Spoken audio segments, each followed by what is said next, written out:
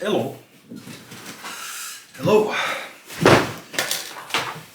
For posterity's sake, I had wanted to cover my great-great-grandfather.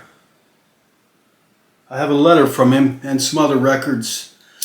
I just want to set it down here, pretty much for posterity's sake, but he was a Civil War veteran for the Confederacy, and he was also an ordained minister, and by all accounts, a very spiritual man.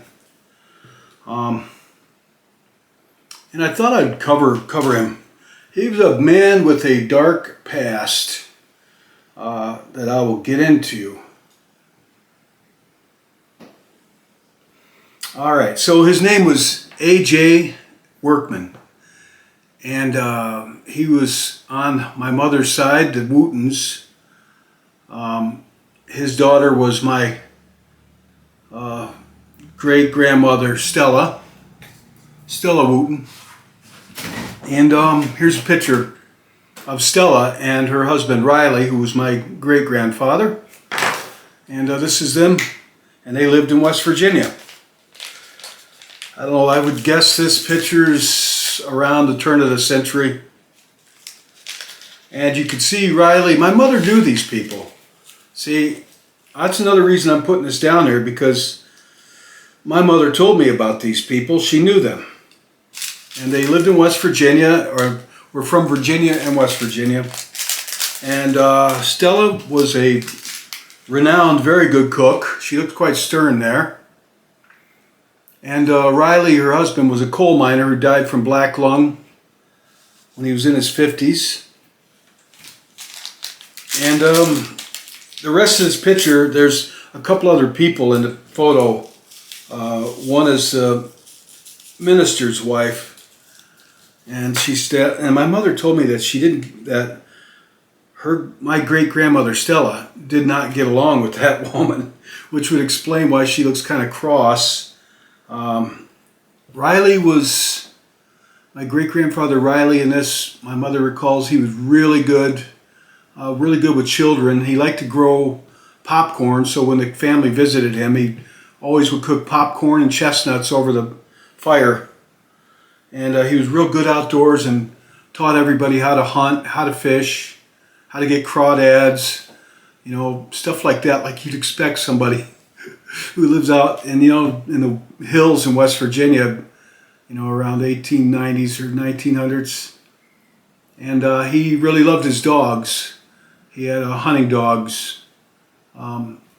He didn't live to be beyond his 50s from black lung, because he was also a coal miner.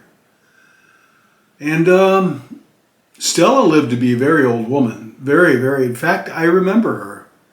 I vaguely remember visiting her when I was a child. And she lived all by herself up in the mountains in West Virginia in this old house that didn't have any running water or any electricity. And she lived there alone. I mean, she outlived her husband by almost 50 years. And she lived to be, I think, 103. And she lived alone. And she was a renowned cook. I mean, she was quite popular in her town, from what I gathered. She could be rather strict. My mom remembered her husband, Riley, quite fondly, as being really good with the kids. He loved children and loved to teach kids how to hunt and how to fish, and liked to do things for the kids too, pop popcorn and things. She remembers their home had a really good meal and things. It was always fun visiting them when she was a child. So I'll that picture off. I do not have a photograph of A.J. Workman. That would be Stella Workman's father. No photographs of him. But I did learn something about him, actually, not too long ago. And I always knew that he served in the Civil War. The family, I was born in Virginia. My family on my mother's side has been in Virginia since 1609. where one of the Wootens is spelled Wotton. When they came over from England, it was spelled Wotton.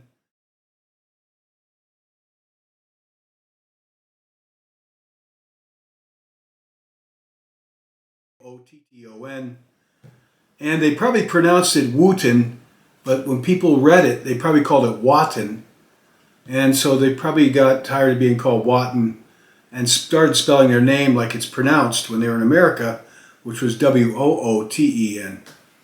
But my mother's family, my family, I was born in Virginia myself, Fredericksburg. Been there since 1609. And he was one of the ship's surgeons on Captain Smith's ship that landed in Jamestown. And I got record of that. And there were two ship surgeons. One was him, and the other was a man named Wilkinson. And when they had a big problem where people were dying off from an epidemic of disease in Jamestown in the early years, some of the people went and fled to be on the ships that were anchored. Instead of trying to take care of the sick, the other doctor, Wilkinson, because Captain Smith noted that my ancestors stayed and took care of the sick people, where the other doctors that was with them went to the ship and hid there till the epidemic was over. So he's buried there somewhere, and I dare say some of them owned slaves. Pretty certain of that, but I don't have any proof of it.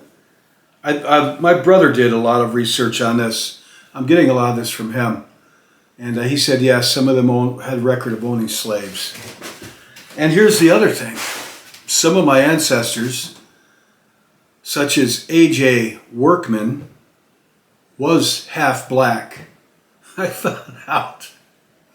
I was quite a shock. Not in a bad way necessarily, but I mean, I knew my ancestry. There was no surprises. My daughter did a DNA test about 6 years ago. I knew what I was. You know, mostly English, Scotch, Scandinavian, a little bit of German and Western European, that kind of area. A WASP, white Anglo-Saxon Protestant, basically, but Scandinavian to the Scottish side. That's another story. And my father's side was Scandinavian and Swiss. Scottish and Swiss. My mother's was English, mostly English. But my mom didn't know this, that I found out I'm like 3.3% black, as in sub-Saharan black slaves. And here's the picture of my great-grandmother again. And I always thought she looked like she could be black, part black. I don't know why I'm laughing. I'm sorry. I don't mean, it's kind of a touchy subject for some people. But I can kind of see that. She would have been 25% black there. It's not hard to do the math. It's very simple. And the DNA test did show that it was related to my ma's family. And it's no surprise they've been in Virginia since 1609. One of them got with a slave. So, picture off. I mean, no disrespect in any way. I was quite shocked. My mother had always told us that I was part Indian, American Indian, like 15% or something like that. You know, they didn't know. This DNA stuff's fairly new. And I found out I'm not Indian at all. In fact, I'm more white than I thought. I'm like 97% white, but I'm 3% black. And this goes to AJ, who was a Confederate soldier. And here's AJ's Civil War record that somebody in the family had sent for, and, you know, from the military, because my family is the Wootens were very proud of AJ and his Civil War service. Now, my father's side served for the Union. He was from Pennsylvania, and he fought at Gettysburg for the North. So I got him on both sides. Not much is known about him. Skipping over to my father's side, he fought at Gettysburg with distinction until they ran out of ammunition, and they were taken prisoner by the Confederates. And that's all we know about him, other than he was married, a family man in Pennsylvania. He was a farmer.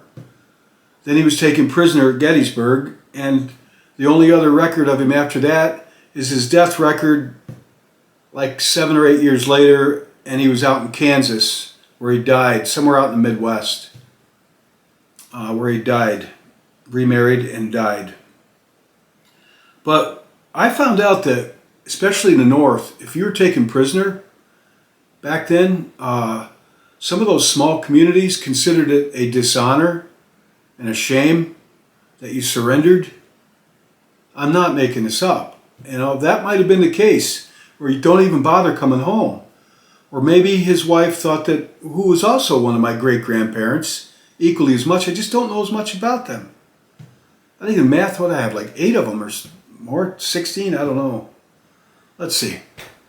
I have 4 grandparents, I have 8 great-grandparents, so I had 16 great-great-grandparents during the Civil War time. I only know of these 2. It's not to discredit the other 16 at all. Back to AJ. Oh, wait, one other thing. Maybe my father's side, maybe his wife thought that he was killed in 1863, and maybe she moved on. I don't know what, we'll never know the reason why he didn't go home after the war to his family and his farm, but wound up going west. That all wars are just terrible, terrible. So back to AJ, all right? Andrew Jackson Workman. Here is his military record from the Confederacy, right there. And I will read it. All right, here's 1935 correspondence to one of my mother's family, the Wootens, on their grandfather at the time, Andrew J. Workman. This is his war record. The records show that Andrew J. Workman, Private, Company L, 29th Regiment, Virginia Infantry, Confederate States Army, enlisted April 2nd, 1864, at Kinston, North Carolina. He was retired to the Invalid Corps, Provisional Army, Confederate States, February 22nd, 1865, by reason of being permanently disabled for any service in consequence of gunshot wound, of left leg received at Drewry's Bluff, Virginia, in line of duty May 16th, 1864, resulting in amputation of left leg above knee, lower third. He was born in Tazewell County, Virginia, age 20 years, height 5 feet 4 inches, complexion dark, eyes blue, hair dark, and by occupation, when enlisted, a farmer. His residence is shown as Tazewell County, Virginia. Signed, E.T. Conley, Brigadier General, acting the Adjutant General. And somebody typed in, this was mailed to me October 1st, 1935. Yeah, all right. You could see that he had blue eyes, dark complexion, dark hair. He was 20 years old when he enlisted in 1863. He was a farmer in Tazewell County, Virginia. And he was also married, I can tell you that much, at the time. Now, 5'4", he was fairly short. But I looked it up. The average height of American Civil War soldier wasn't much more than that. It was 5'8". So he was still a kind of short, slight guy, even for his day and age. But he had blue eyes, dark skin. And he's obviously married to a white woman, and one of his parents was black. So how did he wind up enlisting for the Confederacy? You know, that had to have been really hard to answer. But if he's living in a small community and people have accepted him, he's married to a white woman, he's a farmer. This is Virginia, antebellum years, you know. Slavery wasn't abolished yet. But, he was a free man, and I think the family said he was Indian, maybe to cover up that he was actually half black. I don't know. I don't know the answer to that. But, he probably had to make a choice. It wasn't like today where you had the internet, you had cars, you could, you're in a community and everybody is, you land on me, you die, man. A moth or something. Sorry. I freak. I don't like bees. I don't know if that was a bee or something on me. A moth. I'm just rambling through this, all right? He probably had to enlist. I mean, what are you going to do? You're 20 years old. Everybody in your town is marching off to war, every young man, married or not married, unless you could pay somebody to take your place, which was the case sometimes if you came from a rich family. So he probably felt that he really didn't have much choice, if he was going to remain an accepted member of the community, being married to a white woman and having a farm. And I hope I'm not doing any of my ancestors any injustice because I'm speculating on a lot of these things. But by all accounts, he was a good man. I don't know this, but I would rather doubt he joined the Confederacy because he wanted to, oh, there's that bug again. A black beetle. Maybe that's at home. That's a black beetle. That's what landed on me. Twice. That's weird. That's weird. Is it coincidence? Is that a coincidence? If it lands again, I won't shoo him away. I just didn't know what it was. I thought it might have been a bee or something. But then he landed here. There's a beetle. All right. So why did he enlist? I rather doubt he enlisted because he hated Yankees or he wanted to uphold the office of slavery. For all I know, maybe he owned the slaves. It's just speculation. I don't know. He lost his leg in 1864. You can see from his military records at the Battle of Drewry's Bluff. The Union Army, I read up on that. They were trying to run. It was fought on a river with gunboats, and the Union Army was trying to come south and force their way into Richmond via the river. And the Confederacy set up a blockade with sunken ships and steel cables across the river. And they set up on the ridge with artillery. And there was 12 men or a dozen men down on the shoreline with rifles banging away at these Union ships. While the rest of the Confederacy was up on the bluff watching the whole thing and firing cannon at them. Well, my great-great-grandfather was one of those 12 men or so that was down on that shoreline shooting rifles at the Union ships, gunboats.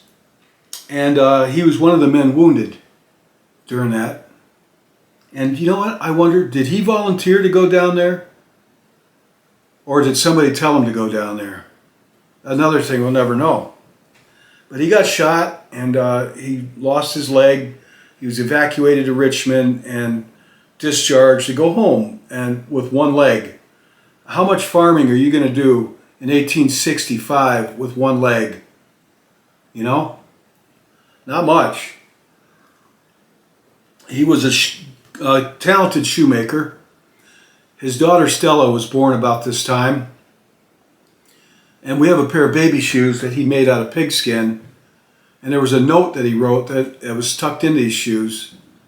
I don't know where that is. My brother has these shoes. Here's a picture of some baby shoes that AJ made for his daughter Stella at the close of the Civil War. And my grandfather, his grandson Jasper, wrote this letter about these shoes, explaining what he knew about them. And he wrote this note in 1965. So the family down there at the Wooten side were pretty close-knit group.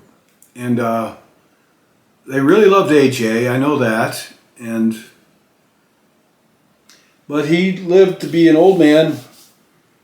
And he wrote, I'm going to close this up. I really don't have a lot more on him.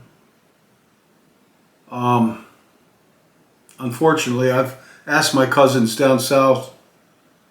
They don't have much on him, and but I happen to have something my mother gave me, and that was a letter he wrote to his daughter in 1933, when he must have been in his early 90s, 91 years old. And I have a hard time reading some of this, but it's interesting because he wrote in his vernacular. He wrote as he spoke. So if you want to know how a Southern man who fought in the Confederacy spoke, you can get this. He was also very spiritual in this letter. And I'm not going to read it here because I can't read it in this lighting. I've got to put it up on the big screen and read it. It's kind of hard to read for me. And you have to understand, this man was in his early 90s when he wrote this as well. So, he might have been kind of shaky. And it was probably under a candlelight or gaslight because they didn't have electricity. So, but I'm going to read my great-great-grandfather's letter imploring his daughter, Stella, to come visit him. And dear old mama, as he calls her. I think her name was Millard, something like that. Yeah. So, all right, so I'm going to put copies up of the letter, and I'm just going to read it. And this was my great-great-grandfather, Andrew Jackson, known as A.J. Workman. I don't know. I think sounds like he was a good man. Honestly, I'm proud of him. And it's tragic that he was caught up in that horrible war and got his leg shot off. I don't see anything romantic about that at all. But you know what? He went out there and did what he did his duty. Just like my ancestors on the north fought for the north side. I'm sure they didn't want to. I don't know. Well, what will people say about me in 100 years or so, if anything at all? I think I'll be one of the ones forgotten, like the other 16 great-great-grandparents that I have, men and women, that I don't even know their names. I'm pretty sure I'll be one of those people. But I'm going to keep A.J. Workman going here and read to you a letter from a man that fought for the Confederacy. Like I said, he had a dark past. And I don't mean that in a disrespectful way. But I remember I told my mother, I said, Mom, when I told her about the DNA test results, I said, Mom, we're not Indian at all. Because she was told we were all part Indian, American Indian. No, not one bit, not 1%. And she was shocked to hear that. Because she thought she was quite a bit American Indian her whole life. I said, but what we are, I said, you're like almost 7% black. And my mother's blonde hair, blue-eyed, pointy nose. She was. And she's about as black looking as me. She goes, I am not. I said, but you are. The DNA tests don't lie. I said, I'm found out it's in the Wooten side that I'm 3.3% black. Because one of our ancestors got with a slave, most likely, but we don't know that. We don't know that at all. I don't know the circumstances, behind it at all. And I don't know, maybe they just met each other and they were all free and they fell in love and got married and raised a family. I don't know. So she says, that's fine. God loves us all the same. Our skin color's all the same to God, something like that my mother said, but my mom was raised in the old South, so she was kind of shocked when I told her that. But she didn't really think about it too much. It didn't really matter much at all. But I don't know. I might get the DNA test done myself just to verify it. But it sounded right, and it kind of answers some questions. All right, so I'm going to read that letter, and that's the end of this. And I look forward to meeting all my good ancestors, all my ancestors that are with the Lord, and I'm pretty sure AJ's there. And I look forward to meeting all these fine people. as well as a few doggies that I love very much, and some friends and old girlfriends that have died and passed on, and people I love very much. And it will happen. It sounds like, talking about it in the here and now, even, we can't really grasp it, but I've had some hard lessons in mortality lately with people I love, and then my dog recently. God, that hurt. That hurts. It's really shaking me up. That's why I'm on here, because I'm all alone with this. But I accept it. It's what it is. It's God's plan for me. So I accept it, and I give thanks to God for it. But we'll all be together again with God's blessings through Jesus Christ. Right. All right. That's it. I'm going to go read the letter, and I'll put the letters up as I read them. And there's a few words I kind of fumble on because I can't quite make out what he's writing. So maybe you could do better. All right. Thank you. Take care. God bless.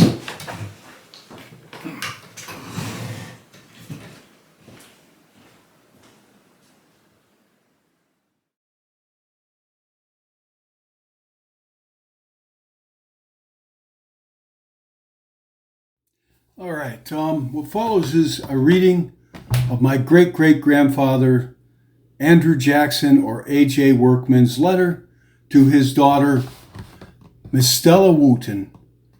And this was in West Virginia. Del Barton, West Virginia. I fumble with some of his handwriting, but here's the envelope. Canova, West Virginia, March 20th, 1933. And it says on the envelope, "Follow peace with all men and holiness, without which no man shall see the Lord." And that's in the book of Hebrews. There's an old 3-cent stamp. So that's the envelope. Now I'm going to do my best to read this. Some parts I might falter a bit. Sunday morning, March 1st. Dear Stella, I will try to answer and welcome your welcome letter that came to hand a few days ago. Found us both wore out, not able to do anything if we could help it. My good leg is wore out, and he had his leg shot off in the Civil War. No, his other one. My good leg is wore out, and your dear mama is in the same fit. I wish it was so you could come down and stay with old sad daddy and dear mama till we was laid away in our lonely grave to wait till Jesus comes to take us home to that home where we would never get sad and lonely anymore. You don't know how sad and lonely we are, but these sad days will soon be over when we will sigh and weep no more. If old Dad had the money, he sure would send it to you to come and stay with us a while. We had some money a while back, but Johnny Pruitt's boy came one night when we was sound asleep and took the last cent we had. Got $65, and I wasn't able to do anything, and I tried to get Millas and John to take him, and they wouldn't. I was not to do anything, and I hadn't been able to do anything, yet never will. If I had the money, I sure would send it to you to come and stay with us a while, as we hadn't able to do anything if we could help it. We hadn't been at Millard's, I can't tell when. I tell you, we hadn't able to do anything. So I close your old daddy and dear mama AJ and MJ. And he was probably 91 or 92 when he wrote that. So, okay. That's that. That's all I have on him.